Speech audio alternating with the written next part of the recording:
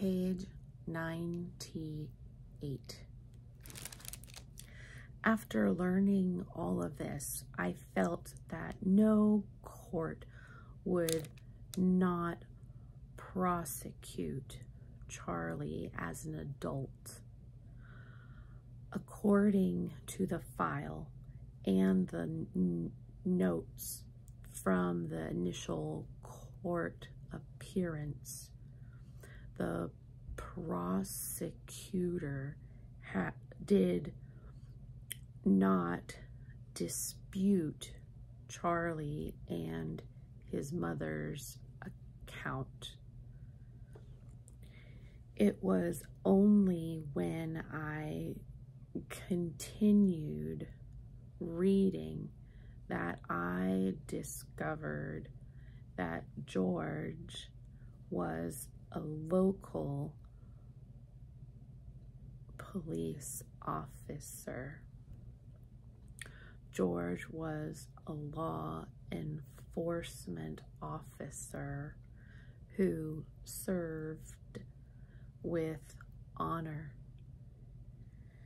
The prosecutor argued it is a great loss for the county and a tragedy that a good person could be so heartlessly killed by this young man.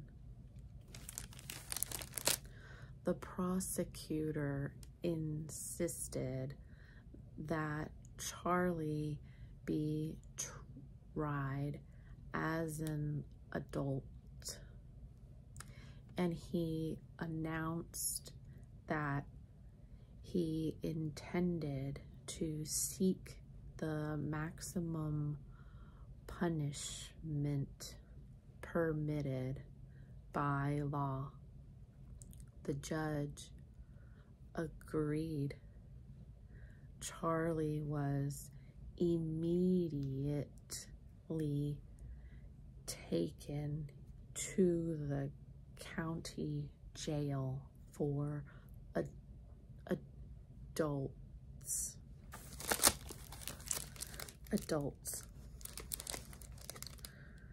The small county jail was across the street from the courthouse. I stepped outside and walked to the jail to see this young man. The jailers clearly didn't receive a lot of out-of-town lawyers for legal visits. The deputy on duty looked at me suspiciously before taking me inside, where I waited in the small attorney meeting room. From the time I finished reading the file, I couldn't stop thinking about how tragic this case was, and my somber thoughts weren't interrupted until a small child was pushed into the visiting room. This boy seemed way too small, way too thin, and way too scared to be 14. I looked at the jailer, who seemed to share my surprise at how small and terrified the child appeared. I asked him to remove the handcuffs. He removed Charlie's handcuffs before leaving the room. Charlie sat down across from me at a table. It had been 3 days since his arrest. Charlie, my name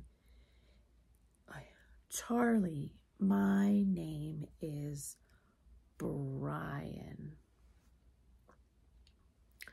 Bryan, your grandmother called me and asked me if I would come and see you.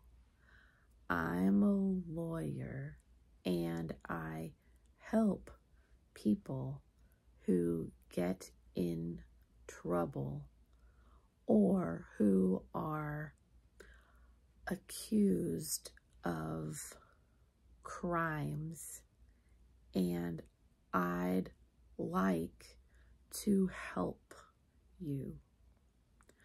The boy wouldn't make eye contact with me. He was tiny, but he had big, beautiful eyes. He had a close haircut that made him look even younger than he was. I thought I saw tattoos or symbols on his neck, but when I looked more closely, I realized that they were bruises. Charlie,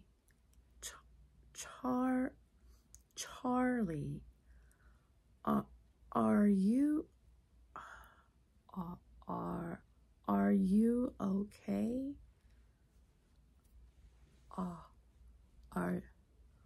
Are you okay? He was staring intensely to my left, looking at the wall as if he saw something there.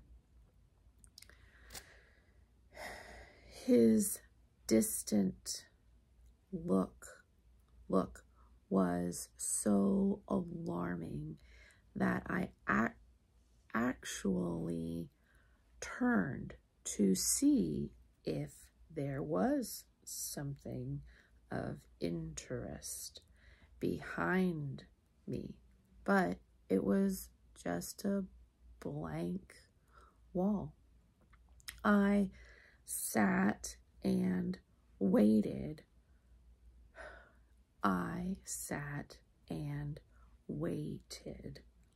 For a very long time in the hope that he would give me some kind of response. response, but the room remained silent. He stared at the wall and then looked down at his own wrists, rubbing the spot where the metal had pinched him. Charlie, I want to make sure you're doing okay. So I just need you to answer a few questions for me, okay? I knew he could hear me whenever I spoke. He would lift his head and return his gaze to the spot on the wall.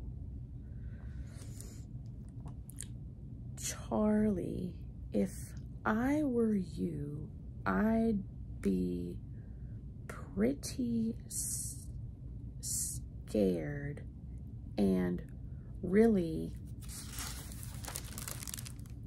worried right now, but I'd also want someone to help me. I'd like to help, okay? I waited for a response, but none was forthcoming.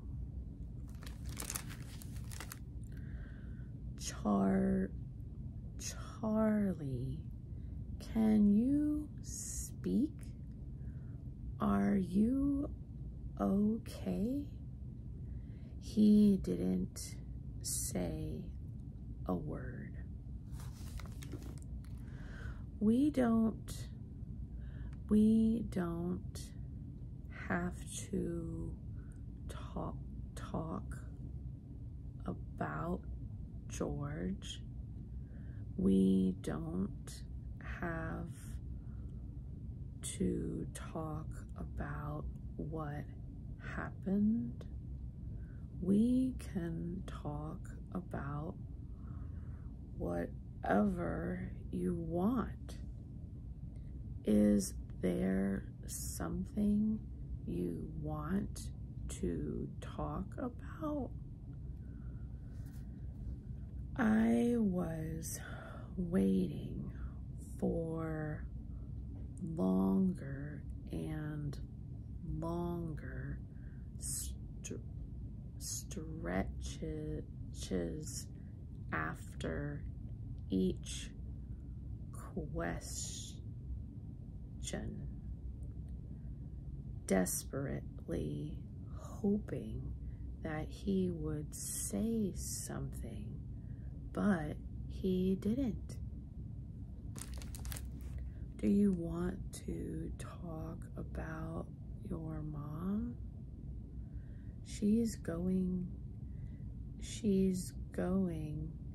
to be fine.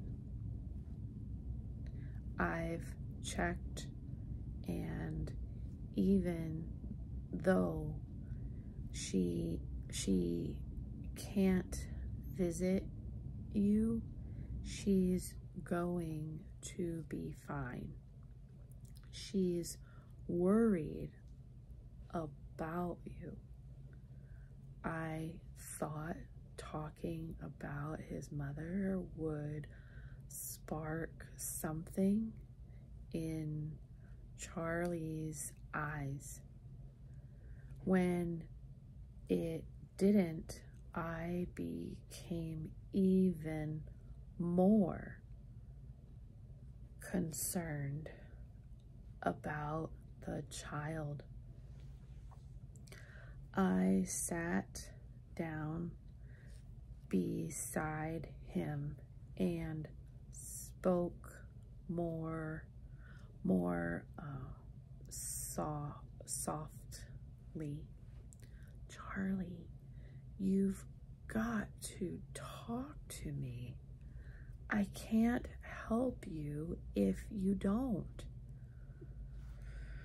Would you just say your name? Say something, please. He continued to stare at the wall.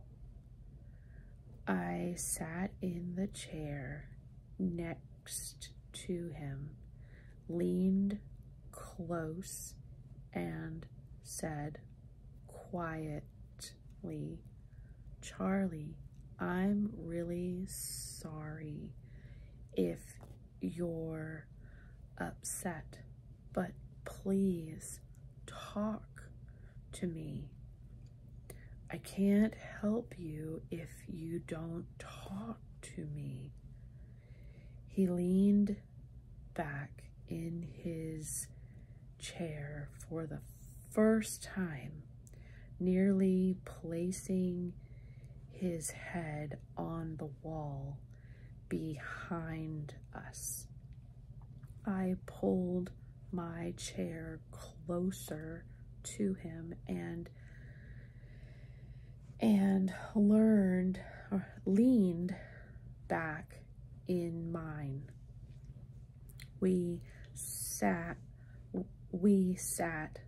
silently for a long time, and then I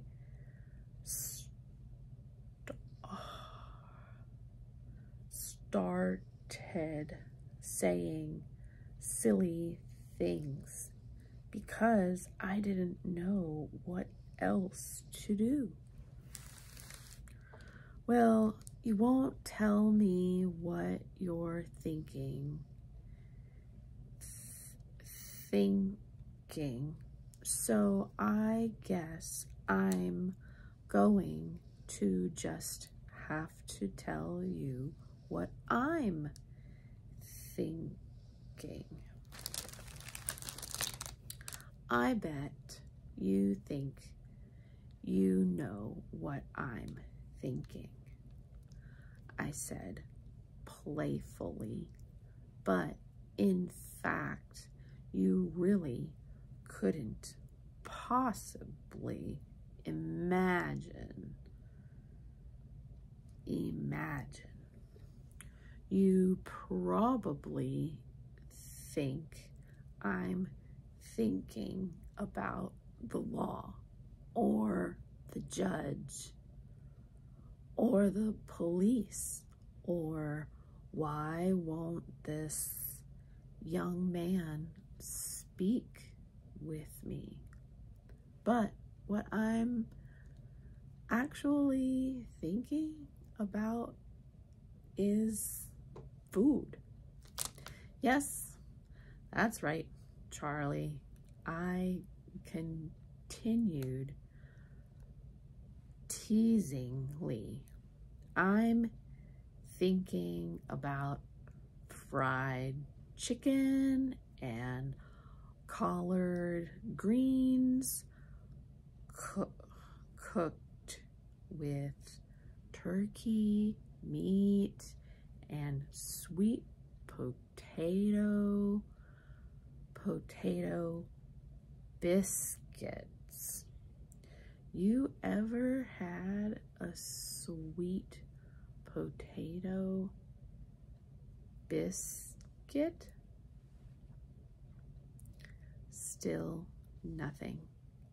I kept going.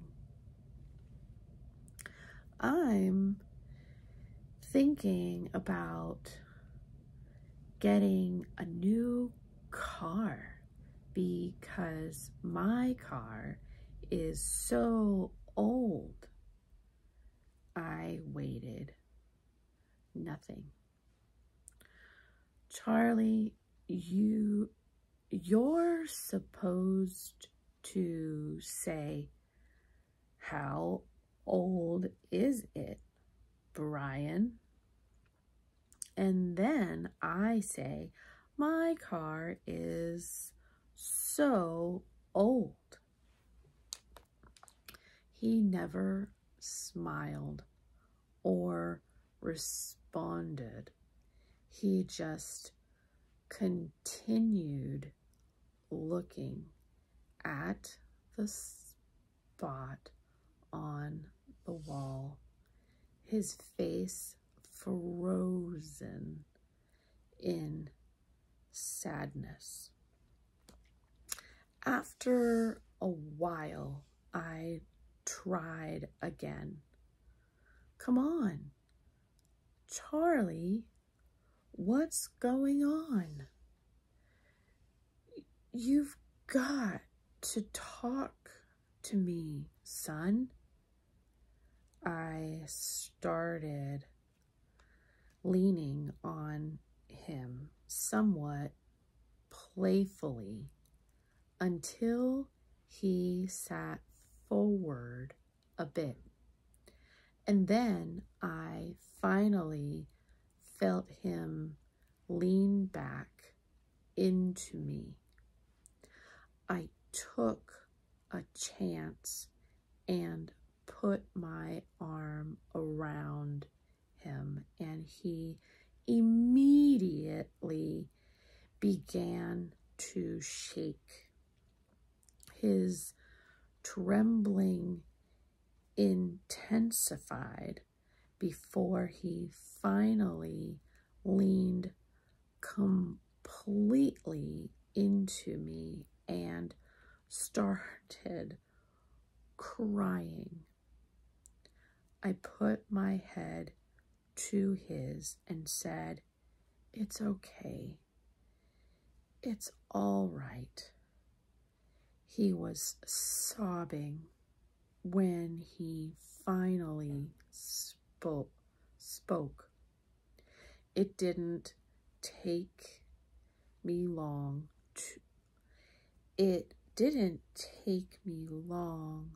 to realize that he wasn't talking about what had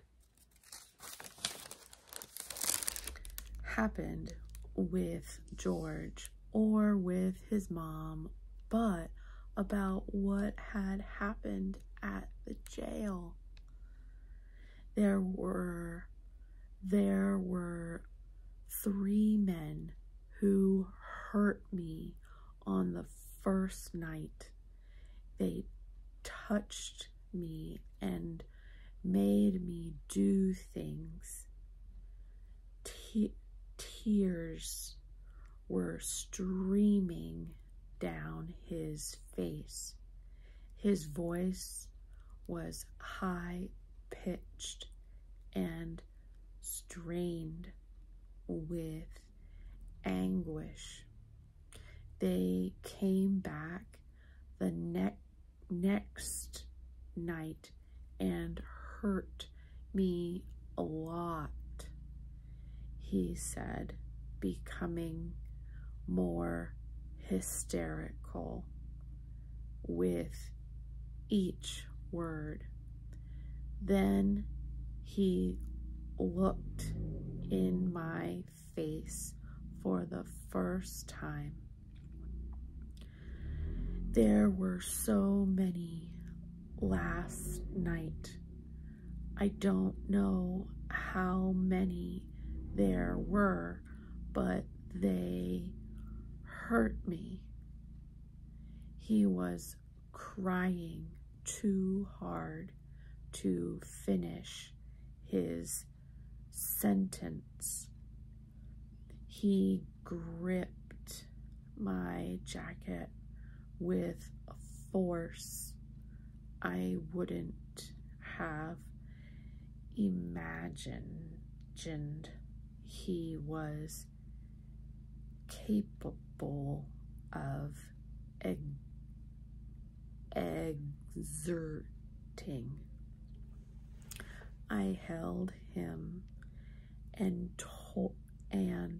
told him as gently as I could, "It's going to be okay. It's going to be okay." I'd never held anyone who gripped me as tightly as that child, or who cried as hard or as long. It seemed like his tears would never end. I promised him that I would try to get him out of there right away. He begged me not to leave, but I assured him that I would be back that day. We never talked about the crime. When I left the jail, I was more angry than sad. I kept asking myself, who is responsible for this? How could we ever allow this?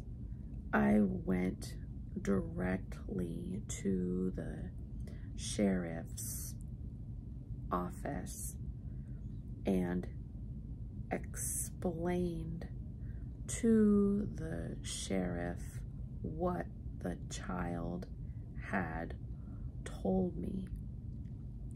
The sheriff listened with a distracted look on his face, but when I said I was going to see the judge, he agreed to move the child into a protected area immediately. When I told the judge and prosecutor that the child had been sexually abused and raped, they agreed to move him to a nearby juvenile facility within the next several hours. I decided to take on the case.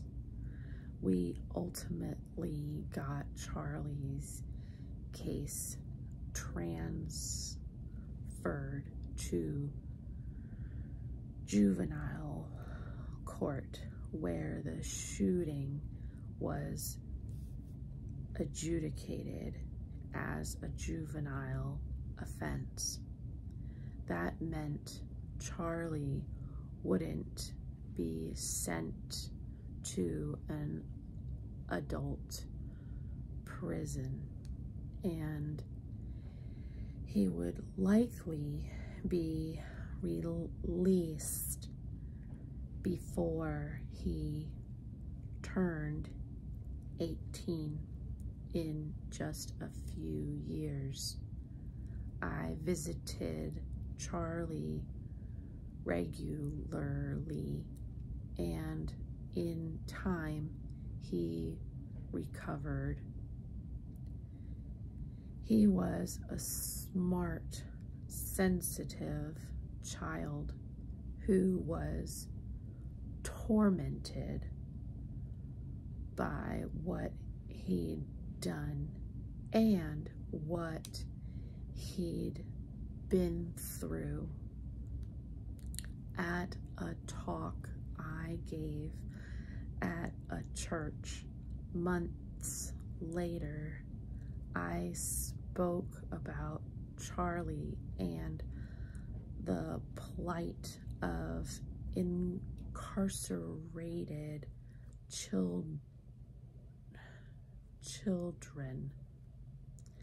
Afterward, an older married couple approached me and insisted that they had to help Charlie.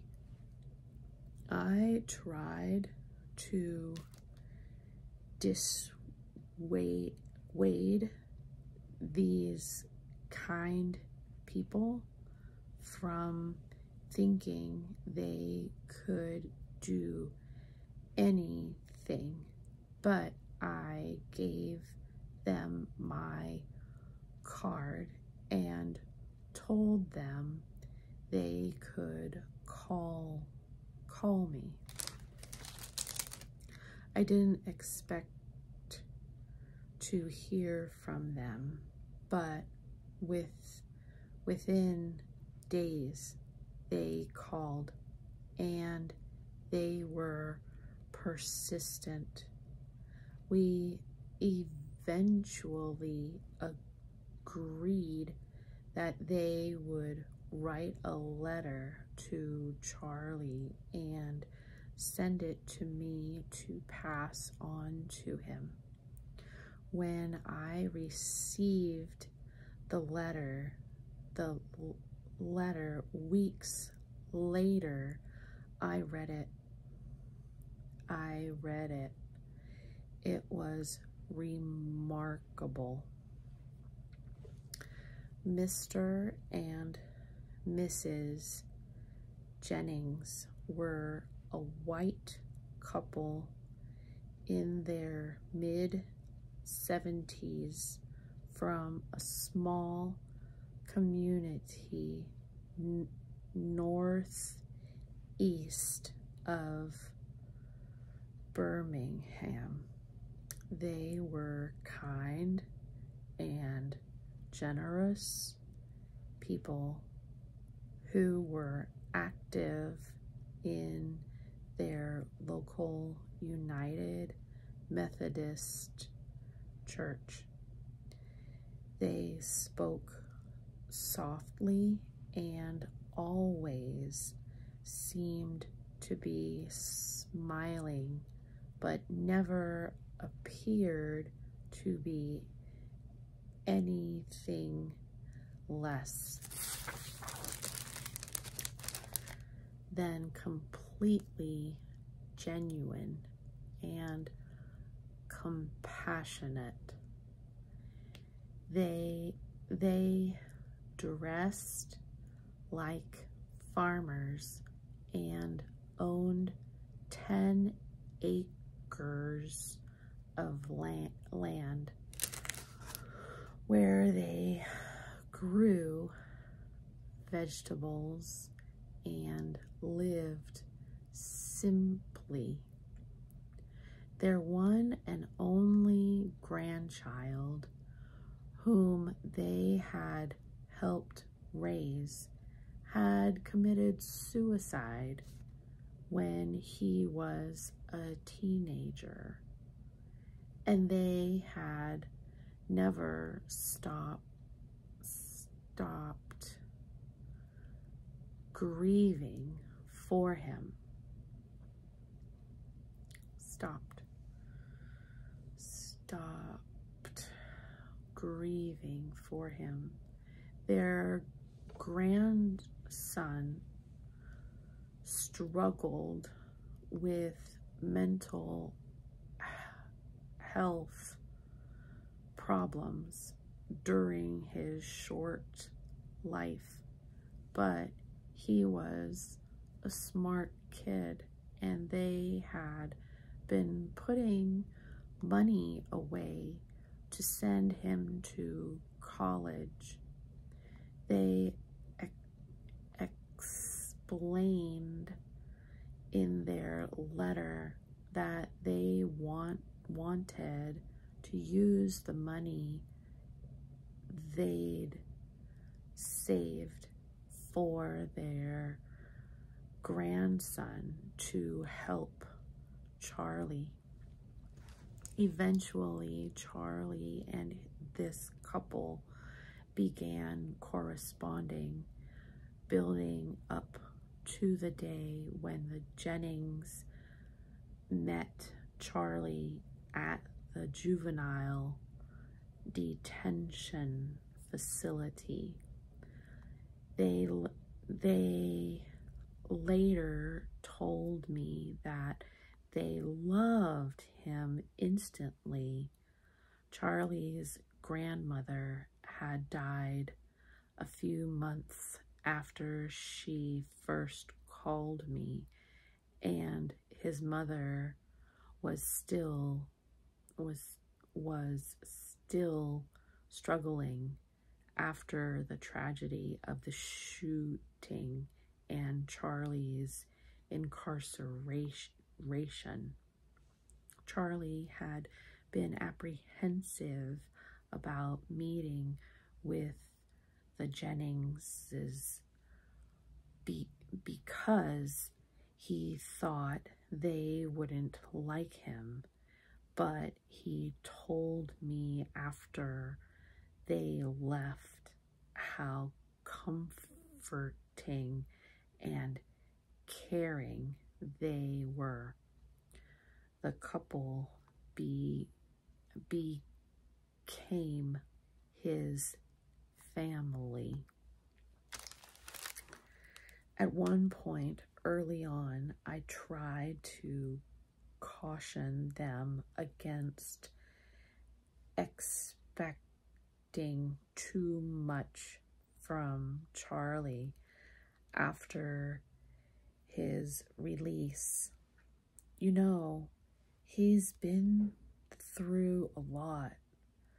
I'm not sure he can just carry on as if nothing has ever happened.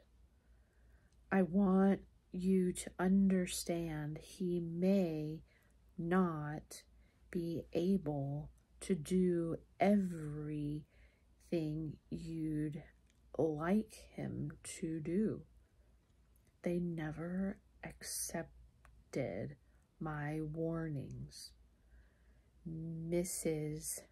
Jennings told me, I know that some have been through more than others, but if we don't expect more from each other, hope better for one another, and recover from the hurt we experience, we are surely doomed.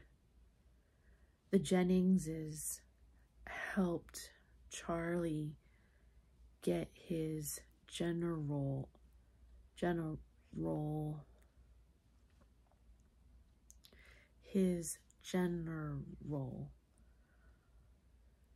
equivalency degree in detention and insisted on financing his college education. They were there along with his mother to take him home when he was released.